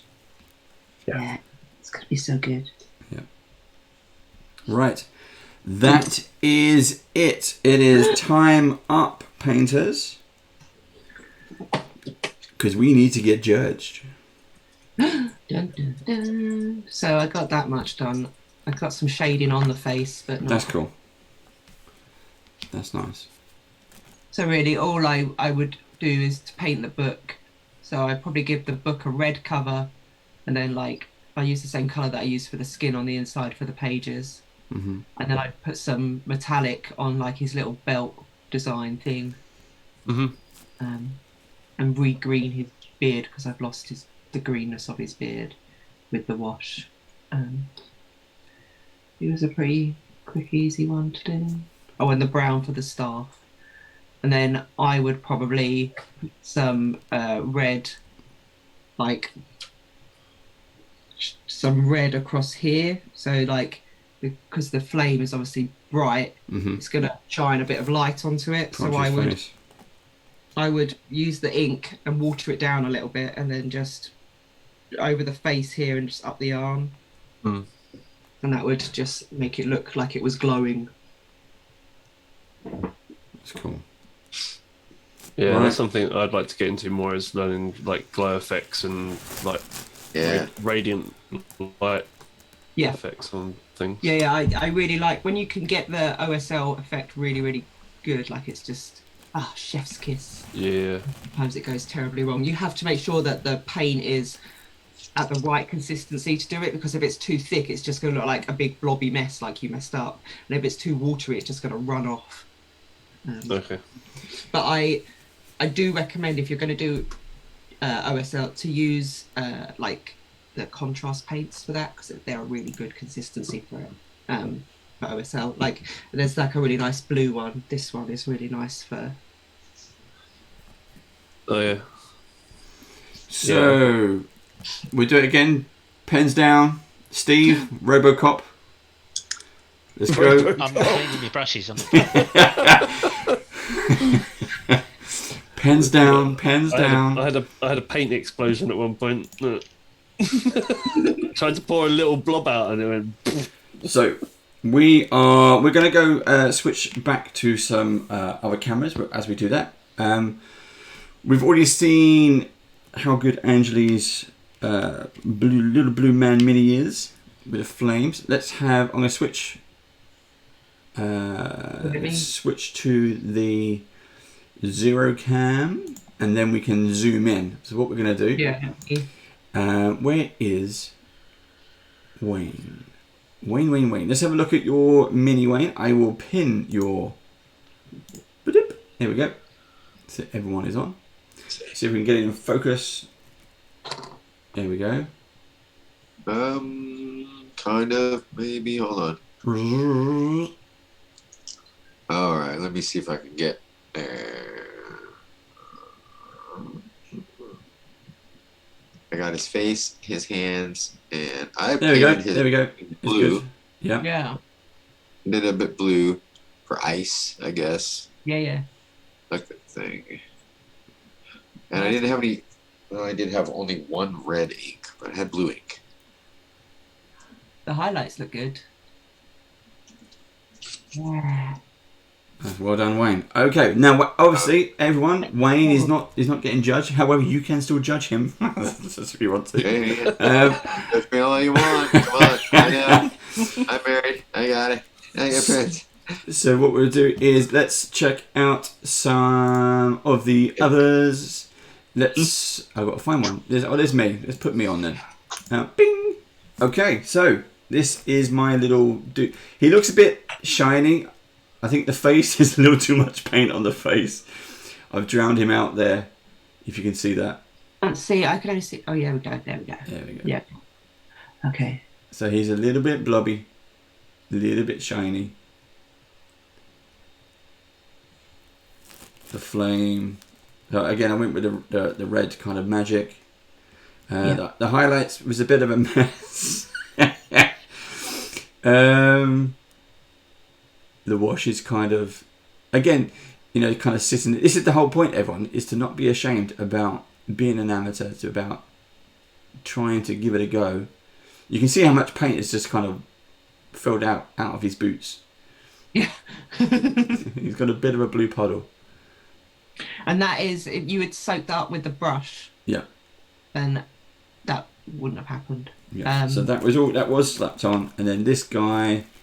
But it's in layers is part of the practice. Like you start with thick layers, and then as your hand sort of gets used to those movements and in ink and paint into a small area, you can then start thinning your paint down and layering it up, and it doesn't look so thick. Yeah. I like your red one. Yeah. Yeah. I like the colour was very nice. You can see details on the book. He cut himself shaving, unfortunately. But the wash that you use with a little bit of brown in it has helped pull out the cloak. Yeah. Definitely. Yeah, and there's just, you can see like on the book there's a little bit of detail. You got the spine, and on the cover there's some kind of circle embossed thing there. And I'm surprised. I mean, again, the paint picked that out. And the hood, I like the darkness on the hood. You can see the layers. I didn't really do the front, but I did do the cloak. Yeah. That's cool. Right. So that's me. Let's see who else we've got on. Steve, are you able to... Are you still there, Steve? Yeah, I'm still here. RoboCop, you have 5 seconds to comply. Right, let's see if I can get mine in there. There he is. Right. So let Focus. me... There we go. Cool. Nice. I don't know why that's not showing up very well. The colour. It's a bit dark. Got the lamp turned up to full. Right, so I went for I put yellow ink and then did a little bit of red ink at the bottom for the fireball. I did a darker cloak, and you're not normally gonna, well, it's not blown out because of the white, I think. Let me put my hand behind it. Cool. Wait, yeah, behind it. So I did a darker cloak, but then I did the same blue for everything else. And I used the pale flesh for the face, and then a sepia over the top. And that's as far as I got. I was just putting the sepia wash on. Oh, that's nice. I like that flame a lot. Yeah, very nice flame. I did struggle with doing the edge highlighting. So you can see a bit at the bottom there. But I did struggle getting the lines as thin as I wanted them. And I did paint over it. So I did it on the cloak. You can just sort of pick it out, but then I painted over the top and did it again, and then put the wash over the top because I've got to do the wash, and so it ended up not being that bright. The hair looked okay, but I didn't do the white layer, so it's not that contrasty. I'd have liked to have got time to do the white over it as well. And I would as well, like if this had been a longer thing and we could have gone into a lot of detail with things, after you do like the layering and the highlights, I then like to put a glaze. I would teach you how to make a glaze and put a glaze over the whole thing, because that would just like blend all the layers together, make it look very smooth. But I think it looks great. Well done, Steve. I really enjoyed your process, actually. It was completely different to what we've learned previously. It was quite refreshing way to do it, painting all the same colour and then building the colour up afterwards. That's a nice way of doing it, though. That's why getting the different pro artists on and learning their techniques and just like tips, help, and advice. Yeah. I do. So I use the same method for the flame because I really like that method. Yeah. So- again, it's not. Oh, flame sorry, right Steve. out. Sorry, Steve. I've already moved on to Joe. There we Don't go. get a chance to show me red one. No, there you go. Go on. You're talking away. Ready aren't so that I could check that the. So this is Steve's red one. So I did the same, just red all over. I mixed in some umber wash with red wash to try and pick up the shadows. Probably needed to do a bit more ratio of brown to red, but yeah. Because you can always go back over it again. You can add more brown into it and do a second wash with some of it. Yeah, that's a good point actually. Okay. Picked up. Yeah. And this is Joe. Joe, actually, I can see straight away. It looks like he's done eyebrows. Yeah, I tried to keep the eyebrows blue. And on the flame, I've done sort of white tips as opposed to yellow. You're brave with those eyebrows. Yeah, I've done the book as well. I don't know if you can see it. Oh, he's got writing in there.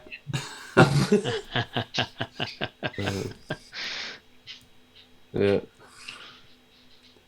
Yeah. The blending on that cape is very nice. Sort of the light to the dark there. That's very subtle. It looks so good. And then I didn't do too much on the red one because I actually was started to paint the trousers separately rather than paint it all red. So that's about as far as I got. I didn't even do a wash on it, to be honest with you. So, yeah. Cool. Right. Yeah, see, one of the reasons that I do the whole thing in red is because otherwise, trying to get into like some of those awkward areas, I'd rather have it all just like red, and then if I can't get into the brown part of it, then at least it's got some colour on it somewhere. That's always my. Okay, so we are. That was quite difficult to get the paint into the gaps on that one. Yeah. Yeah. That was good. I like these minis though. They're actually very, very nice. But yeah, cool. Right. So Angeli now gets to judge. You get to award the gold star to whoever you think is the bestest. Okay. Today's star painter is. And you have to do that whole pause. Attention. Steve! Whoa! Well done, Steve. Awesome. I have to literally write my name into the poll. Well done. Thank you very Well much. done. That's awesome. Well done, Steve. Chuffed. I really liked the fireball. I liked that you the blending and the highlighting, and I think you made a really good job of it. Thank you very much. Thank you. But you were all excellent. No cream egg for you. But no, you were all excellent because like you're all here painting and doing something, and that's like the best thing is that you're just here putting your work out there and trying and practicing, and that's like awesome. So you all get a gold star from me, but Steve gets the special one. He gets the one that counts. Yeah. Well done, Steve. Well, we will add that to the overlay for next week, for next session. So you, the audience, you at home, you watching, you along with Wayne get to decide who gets a silver star. It will either be me or Joe. Now we will put. Steve is going to put a poll up into live chat, and you can place your votes there. But Wayne does not have to listen to you. I do not. He can agree with you. He can disagree with you. It just depends whether Wayne wants to come back or not. Right. So my question is, in the next Band of Badgers session I'm in, who is the dungeon master?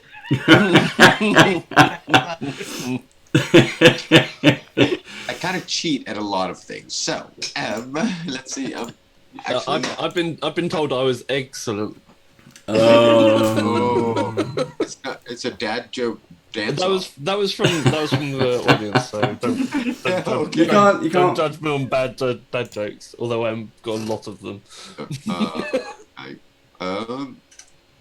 Can you hold them up to the camera? Let me see Cam there. Okay, that's the one that says Cam. I assume is Dave's. This one. It should say Dave's camp. But mine are dancing because they're so good. That. Yeah, they're dancing. But see, Joe Mini now, I immediately know who Joe's Mini is. So I'm kind of swayed to Joe's Mini because he properly, Cam. But I don't want to be biased. You should, the voting is going up and down, it's going further down now. It is. But it's going up and down. Are you voting, Dave? Are you? No, I voted once. I voted once. Oh, let's see here. I'm actually going to have to eat the rest of this Cadbury's cream egg for I gotta go with well, actually, Joe, yours is straight up, so I can't necessarily see it again. But you did the book, so I'm gonna have to give it to Joe a bit.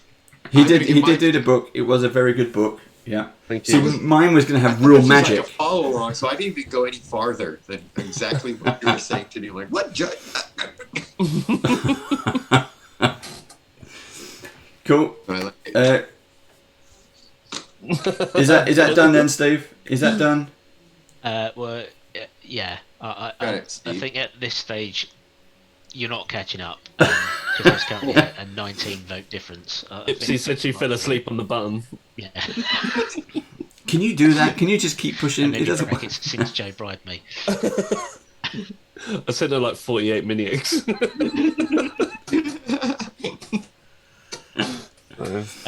So I think that's a silver for Joe. Talking about is that a cream egg in your pocket? I'll tell you a funny joke about that. I went to a nightclub once, and for Easter they were giving out cream eggs to everybody that was going in, and I just put it in my pocket and forgot about it. And later on, I went to buy a drink and put my hand into my pocket, and it was just all melted Cadbury's cream egg just in my pocket. Creamy. Is that what's a creamy? A cream egg. Cadbury's Cadbury's cream egg. Oh, I see. Okay. Yeah. Do you have them in the States? Probably not. Creamy for like the wedding candy?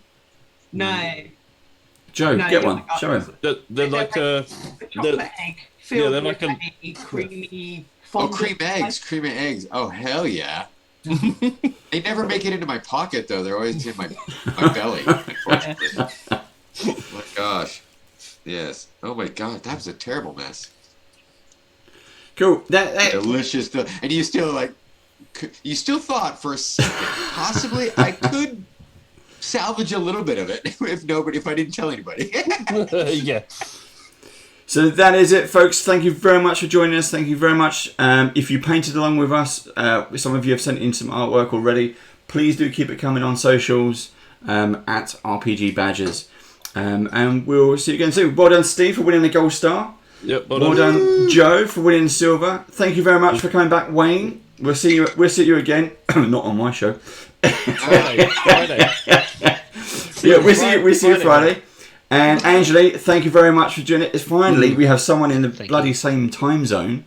We need more UK representation. Can I just do a quick plug? Is that okay? Go for it. Of course you can. Yeah. Hey, if you are interested in the miniatures community, businesses, artists, sculptors, painters, I run a podcast and live web show called Small Scale Chatter. Every other week, I interview someone within the miniatures community. 2 weeks ago, I spoke to Annie from BREKKE Games about realistic female miniatures.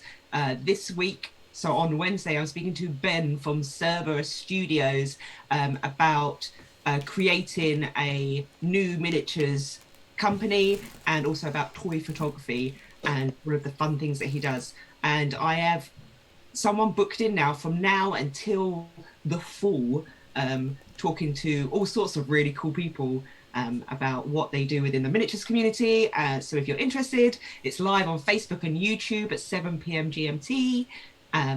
And then it goes out as a podcast on the Monday following, where you can download it from all podcast places, so Apple or Google or wherever you get your podcasts. You can listen to me talk with miniatures companies and people, and it's awesome. And we're just trying to spread positive light on the miniatures world. So yes, Nice. Cool. There's a link in live chat. Small scale chatter. There we go. Check that out.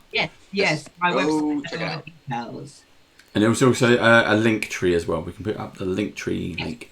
That can go up as well. Thank you everyone for joining us. And we'll Thank put it you. in our Discord as well.